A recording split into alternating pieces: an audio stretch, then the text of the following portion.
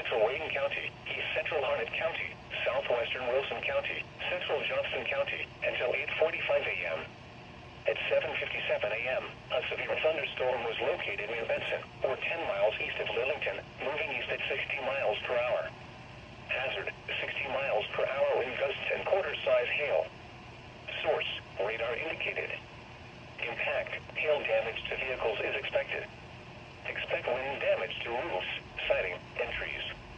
Locations impacted include Smithfield, Benson, Fremont, Micro, Selma, Coates, Four Oaks, Pine Level, Kenley, and Princeton.